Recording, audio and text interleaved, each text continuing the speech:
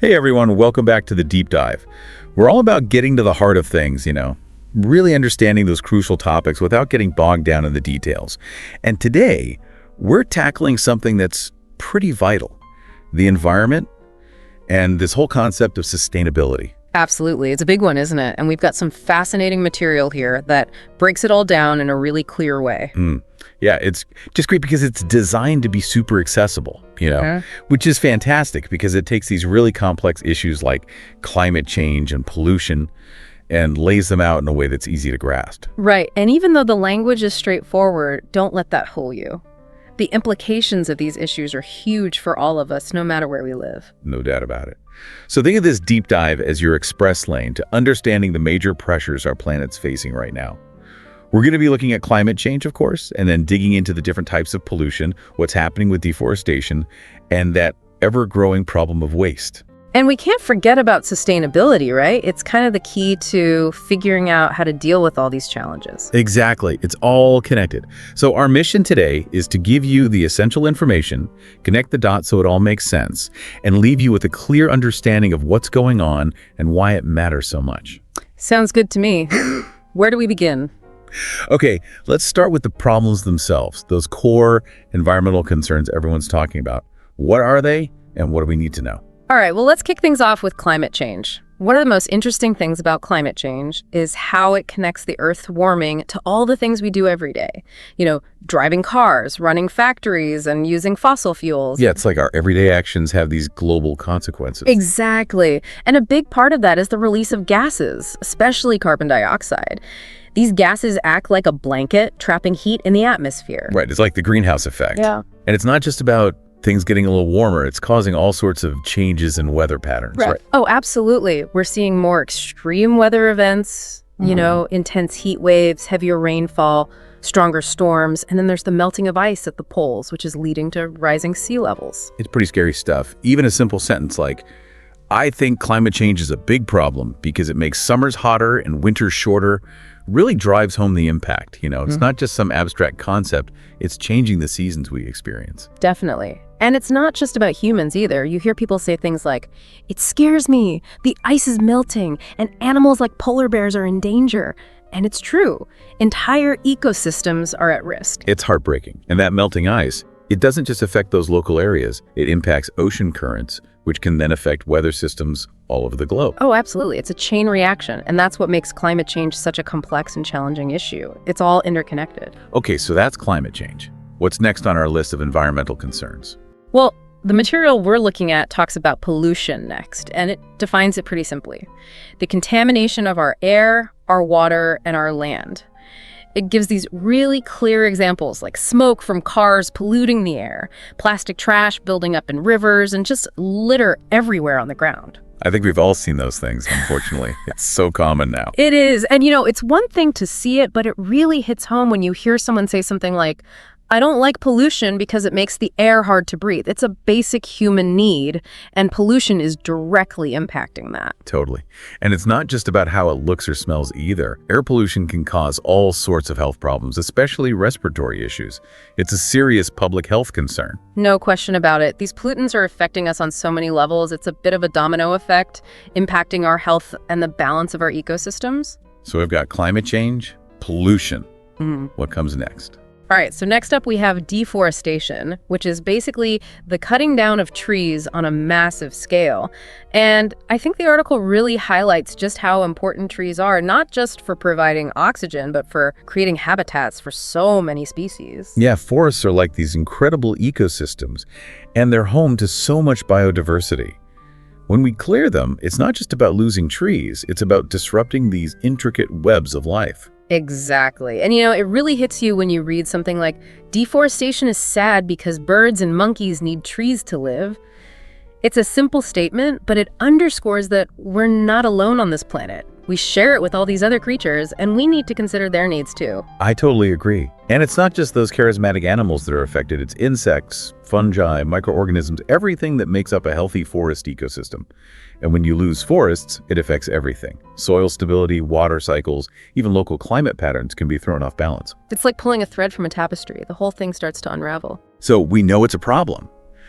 But why does it keep happening? What are the driving forces behind deforestation? Well, the article touches on this too. It mentions how some people cut down forests because they need wood or because they want to clear land for agriculture. It's often about economic needs, but that doesn't make the environmental cost any less significant. Right. It's a complex issue, and there are often these competing interests at play. Yeah. But we need to find ways to balance those needs, don't we? Protect the environment while also considering people's livelihoods. Absolutely. It's about finding sustainable solutions that work for everyone. Okay, so we've got climate change, pollution, deforestation. What's the last big environmental concern we're talking about today? Well, the last one the article focuses on is waste, which is something we all deal with every single day. It's basically all the stuff we throw away, plastic packaging, food scraps, all that. The problem is we're producing way more waste than the planet can handle. It's true, our landfills are overflowing and all that trash has to go somewhere? Right. It often ends up polluting land and water, and a lot of it doesn't even decompose. It just sits there for decades, even centuries. It's a pretty grim picture. But the article also offers a little bit of hope, right? It mentions how some people are trying to reduce their waste by doing things like using reusable water bottles. Oh, definitely. And there are so many other ways to make a difference. Composting food scraps, using reusable shopping bags, avoiding single-use plastics. It's about making those conscious choices. But I think it can feel overwhelming for people, like what difference can I really make? I get that, but every little bit helps. It all adds up. And when we make those changes collectively, that's when we start to see real progress. So it's about personal responsibility, but also about working together to find solutions. Exactly. It's both individual and collective action. Okay, so we've spent a good chunk of time talking about the problems, these environmental challenges that are impacting our planet. But the article doesn't just leave us there, does it? It introduces this concept of sustainability as a way to move forward. That's right. It's not just about doom and gloom. It's about recognizing the problems, but also focusing on potential solutions. So in simple terms, what is sustainability really all about? Well, the way it's explained in the article is pretty straightforward. It's basically about using the Earth's resources carefully so that we can meet our needs today without messing things up for future generations. It's about finding a balance between what we take and what we give back. Right. It's not about halting progress or going back to living in caves. It's about being more thoughtful and responsible in the way we interact with the environment. Exactly. It's about making choices that are sustainable in the long term, not just for us, but for the planet as a whole. And the article gives some examples of what that might look like, right? Things like planting new trees after we cut some down, using less plastic, recycling more. Those are all great examples, and I think they illustrate how sustainability can be applied in so many different ways, from individual actions to large-scale projects. And I really like that sentence from the article. Sustainability is important because I want my children to enjoy clean air and green forests. It makes it so personal, It connects this big concept to something we all care about, the well-being of our children and future generations. It really does. And it shows how sustainability isn't just about abstract ideas. It's about creating a better world for the people we love. And that little snippet of conversation, what does sustainability mean to you? To me, it means saving energy and not wasting water. Shows how these big ideas translate into everyday actions, Yeah. It's about making those little choices that add up over time. Absolutely. Sustainability is about changing our mindset and our habits. Okay, so we have a clearer picture now of the problems: climate change, pollution, deforestation, waste, and this idea of sustainability as a potential solution. But I think it's worth taking a moment to address the listener directly here. Why should they care about all this? That's a great point. Sometimes these issues can feel so big and distant, like they don't really affect our daily lives. But the truth is, we all live on this planet, and its health directly impacts our own well-being. Exactly. And the article makes that clear. It says, this planet is our shared home. It's a simple statement, but it really drives home the point that we're all in this together. We are, and we're already seeing the consequences of environmental damage all around us. Air quality is declining in many places, some regions are facing water shortages, and extreme weather events are becoming more frequent and intense. It's like a wake-up call, isn't it? We can't just ignore these problems and hope they'll go away. We need to take action. We do, and it's not just about protecting ourselves either. We have a responsibility to the other living beings on this planet, plants, animals, all the incredible biodiversity that makes Earth so special. That's right. We're part of a larger ecosystem. And when one part of that system is damaged, it affects the whole. And I like how the article puts it. I care about the environment because I love swimming in clean rivers. It highlights that personal connection to nature and how environmental health allows us to enjoy the things we love. It's a great way to personalize it, Yeah. because it's true for so many of us. We care about the environment because it allows us to experience the beauty of nature, to breathe fresh air, to drink clean water. Those are pretty fundamental things, wouldn't you say? Absolutely. And that's what that little dialogue in the article emphasizes too. Why do you think we should care about nature? Because if we don't, we won't have fresh food or clean water someday. It boils it down to our basic needs for survival. So it's not just about saving the planet in some abstract sense. It's about ensuring that we can continue to live healthy, fulfilling lives. Exactly. It's about securing our future. Okay, so we've talked about the problems, the concept of sustainability, and why it all matters to us personally. But I think one of the most helpful things about this article is that it provides some real-world examples of sustainability in action. I agree. It's one thing to talk about these concepts in theory, but it's much more inspiring to see how they're being put into practice. Exactly. So what are some of those examples that stood out to you? Well, the first one that caught my eye was the increasing use of reusable shopping bags. Yeah. Many places have banned or started charging for single-use plastic bags, which has really encouraged people to switch to reusable alternatives. It's amazing how such a simple change can have such a big impact. And the article captures that nicely with the sentence, I like using reusable bags because they stop plastic waste. It's straightforward, but effective. It is, and it's a great example of how individual actions can make a difference. And that little conversation starter, my town banned plastic bags, what about yours, is a nice touch. It encourages people to think about what's happening in their own communities and to get involved in local initiatives. Totally. It sparks that local engagement. So that's reusable bags. What else did the article highlight? Well, another really cool example is solar power. Using solar panels on homes, businesses, and even large-scale solar farms to generate electricity from the sun. It's a fantastic way to reduce our reliance on fossil fuels and lower carbon emissions. It's definitely a clean and renewable energy source, that's for sure. And the article states that pretty clearly, solar power is clean and doesn't makeovers. But I think it's also worth acknowledging that there are some challenges associated with solar power, like the initial cost of installation and the fact that it's not always sunny everywhere. Oh, absolutely. It's not a perfect solution, but it's a step in the right direction. And the article prompts some critical thinking with the question, do you think solar panels are a good idea? It encourages people to weigh the pros and cons and form their own opinions. Right. It's about having those informed discussions and considering all the factors. Exactly. Okay, so another example that really stood out to me was tree planting initiatives.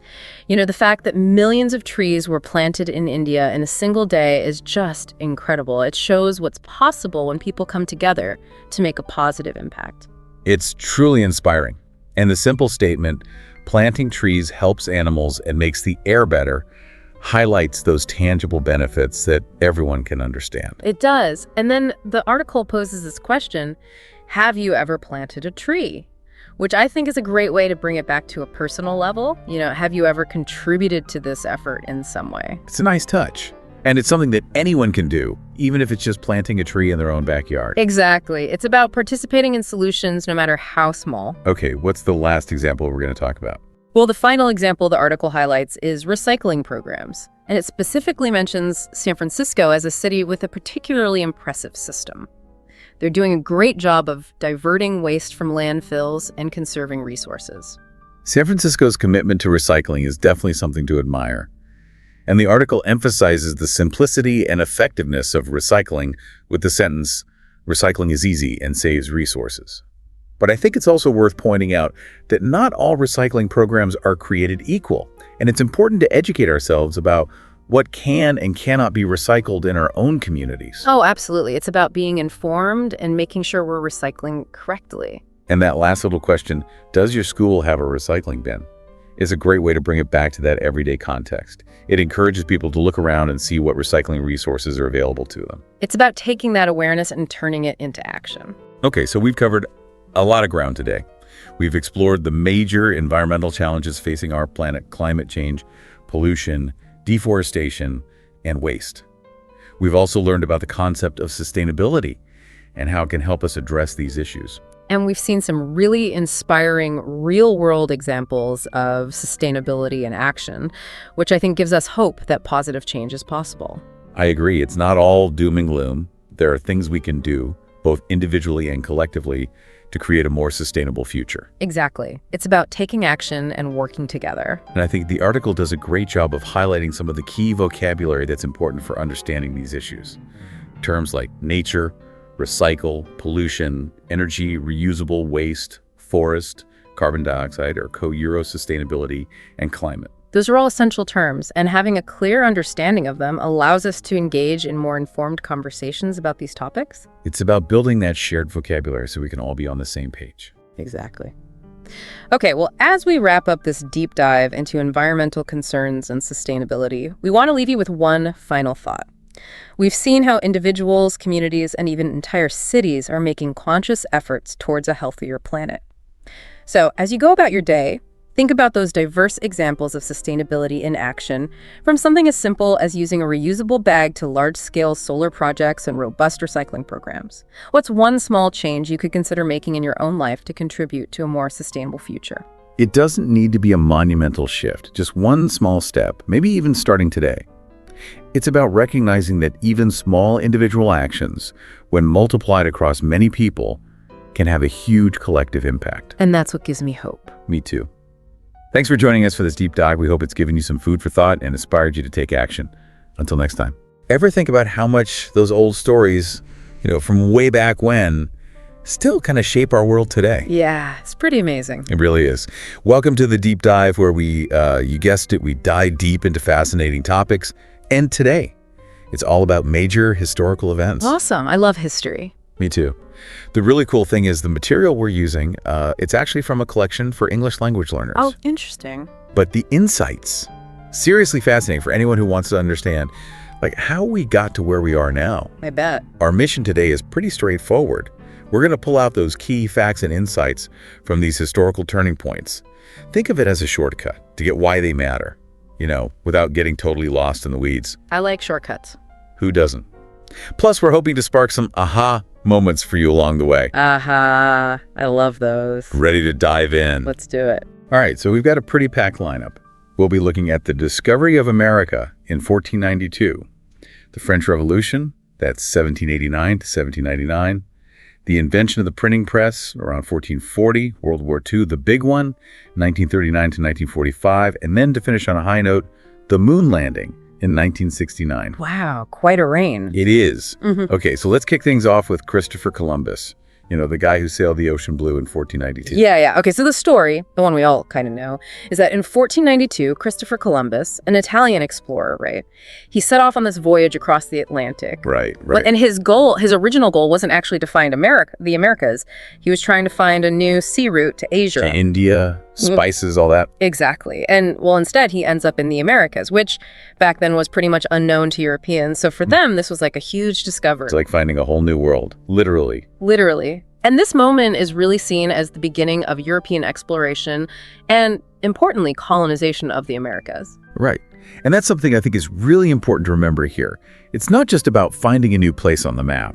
Our source material makes it clear that this was the start of European exploration and colonization. Totally. That second part, the colonization, that's crucial for understanding the whole picture. Yeah, absolutely. Because it wasn't just, oh, hey, look what we found. It was, oh, hey, look what we found. Let's claim it. Exactly. And so while for Europeans this was a moment of discovery, it's really important to think about it from the perspective of the people who are already living there, Right. They weren't exactly thrilled. No, not exactly. The arrival of Europeans, it brought about some massive changes for those native populations. And a lot of those changes were pretty devastating. Diseases, displacement, all that. Yeah, totally. And beyond just the initial voyage, this event, this discovery, it sets off what's known as the Columbian Exchange. This huge transfer of plants, animals, diseases, and even culture between Europe and the Americas. It went both ways, didn't it? It did, yeah. But for the indigenous people, a lot of the consequences were really negative, especially with the introduction of diseases like smallpox. It's kind of a mixed bag, isn't it? Mm-hmm. On one hand, this incredible discovery, but on the other, this devastating impact on the people who were already there. Our source actually touches on these different ways of looking at it. You know how some people see Columbus as this hero, this brave explorer, while others really focus on the negative consequences for indigenous communities. Makes sense. And the source uses some key words here that I think are helpful. Explorer, voyage, colonization, and discovery. These are all important for understanding the different sides of this period. I see. And there's this example conversation in the source that really highlights how even a simple discussion about this event can bring up these complex issues. And it really encourages you to think about it from multiple perspectives, which is so important when we're looking at history, right? It's rarely black and white. Totally. It's all shades of gray. Exactly. Okay, so let's fast forward a few centuries to France, the late 1700s. Right. This is the time of the French Revolution, a period of huge upheaval from 1789 to 1799. What was going on there? Like, what were the main things that led to this revolution? Well, like a lot of revolutions, it really boils down to discontent. There was a ton of poverty in France at that time, especially among the regular folks. Right, the everyday people. Exactly. And on top of that, the taxes, they were super unfair. The aristocracy and the clergy, they got to enjoy all these privileges while the burden of paying for everything fell on everyone else. So not a lot of love for the rich and powerful. Not really, no. And then you've got King Louis XVI, ruling with absolute power, completely out of touch with what people needed. Yeah, not a good recipe for stability. Definitely not. And all this anger, all this frustration, it eventually explodes, leading to some really dramatic events. Like what? Well, the revolution was all about overthrowing the monarchy, that whole system with a king or queen in charge. And it culminated in the execution of King Louis VI, a pretty powerful symbol, right? Yeah, that's a big statement. It was, and after that, they tried to establish a new government, although it changed a lot throughout the revolution. But the revolution wasn't all, sunshine and roses. While it did promote these ideas of liberty and equality, it also had its dark side, like the Reign of Terror. It's a good reminder that even revolutions with the best intentions can get messy and have unintended consequences. It's complicated, right? Very. But the impact of this revolution, it wasn't limited to France. Our source really stresses that it inspired ideas of freedom and equality around the world. That's a pretty significant legacy. Huge. I mean, think about it. The French Revolution, with its slogan of liberté, égalité, fraternité, liberty, equality, fraternity, it spread far beyond France's borders. It made people question the way things were in other parts of the world, and it laid the groundwork for a lot of our modern concepts of human rights and democratic governments. Wow. The source uses some important terms to help you grasp all this. Revolution, monarchy, equality, and uprising. Makes sense. And to add a kind of gruesome detail, it mentions that the king was executed by guillotine. Yikes. Yeah, it was a pretty intense period.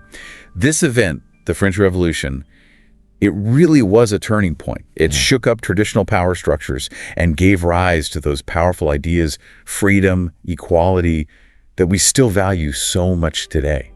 Makes you realize how far we've come, right? It does. Okay, so let's jump back in time a bit now. We're going back to the invention of the printing press.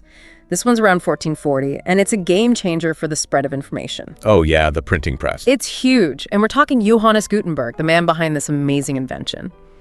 For us, living in a world where information is everywhere, it's kind of hard to imagine what it was like before mass-produced books, right? Right? Like, can you even picture that? It's wild, right? Before the printing press, books were copied by hand. Monks, usually, in monasteries. Can you imagine? So slow, so expensive.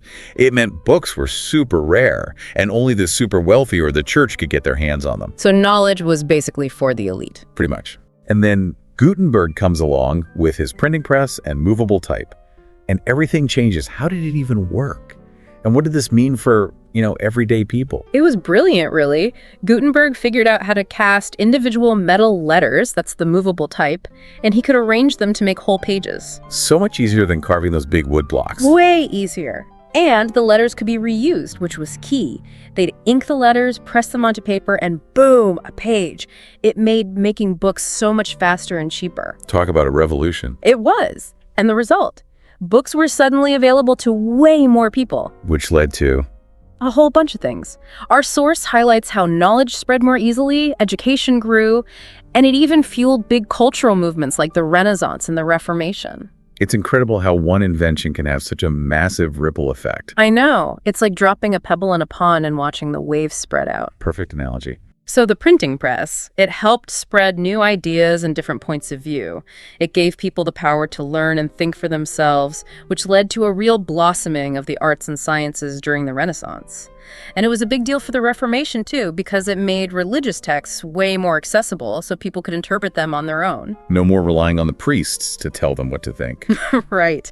And the source uses some specific terms here that really highlight the significance of this technology.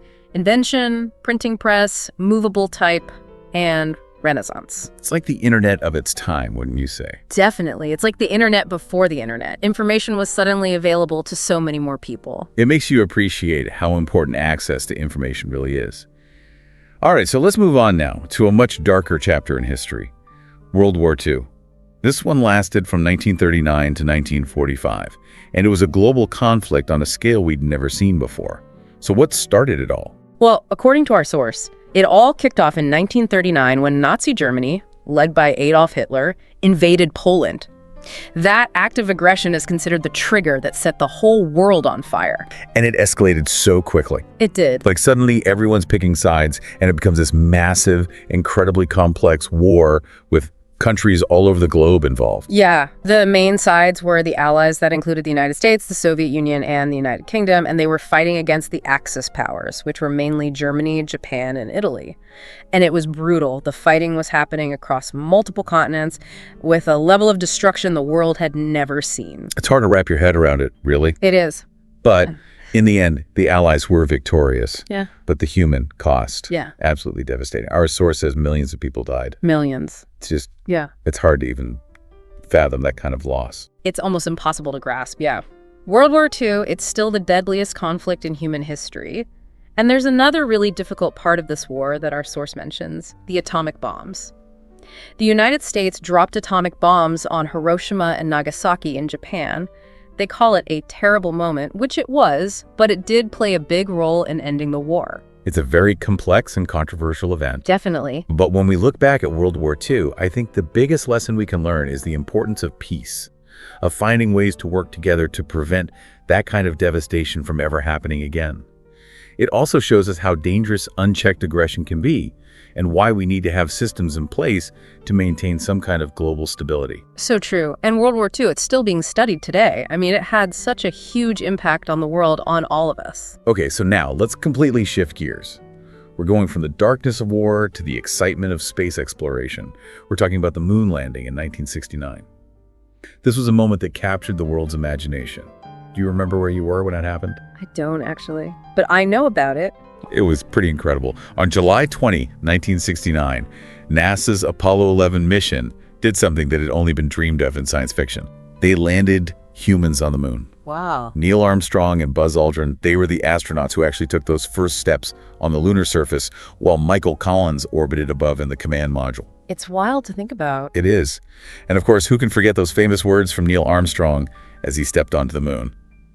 That's one small step for man, one giant leap for mankind. Such a powerful quote. It really sums up the magnitude of that achievement for everyone, for all of humanity. It was an incredible feat of engineering, scientific innovation, and just pure human courage.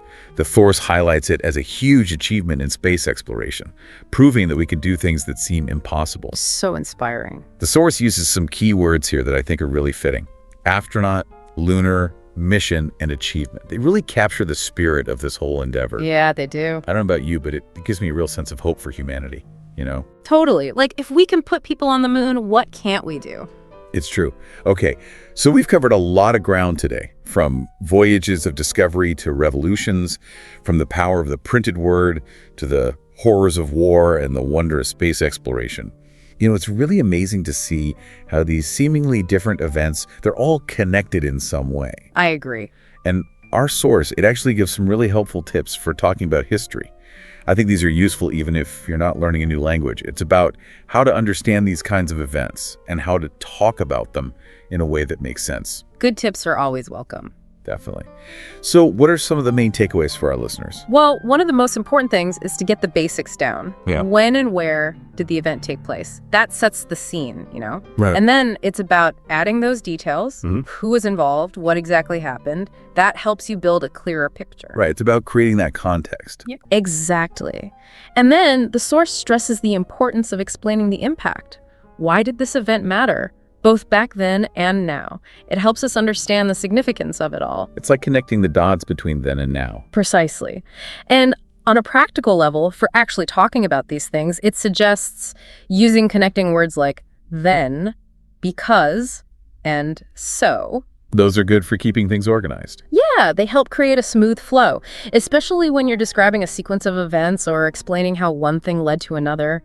And don't be afraid to ask questions. It's a great way to keep the conversation going and to explore different aspects of the event. It shows you're really engaged, Absolutely. And another thing to remember for both understanding and talking about history is that we mostly use past tenses, although the present tense can be used when talking about the lasting effects of something. Good point. It's all about those subtle nuances. Okay, so we've come to the end of our historical deep dive. We've traveled through some truly significant moments in history, from Columbus's first voyage to the Americas to revolutions that changed the course of nations, from the power of the printing press to the devastation of World War II, and the incredible achievement of the moon landing. We've unpacked a lot of information and thought about why these events still matter today. We have. And I hope you've gained a deeper understanding of these pivotal moments and maybe even had a few of those aha moments we were talking about. Uh-huh. But here's a question for you to ponder, something to keep thinking about even after we sign off.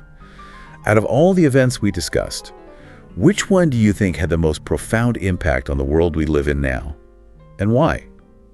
Or maybe there's one that sparked your curiosity more than others, something you want to delve into further. So many questions. History is full of them, but that's what makes it so fascinating. Thanks for joining us on this deep dive. Keep exploring, keep learning, and keep those aha moments coming.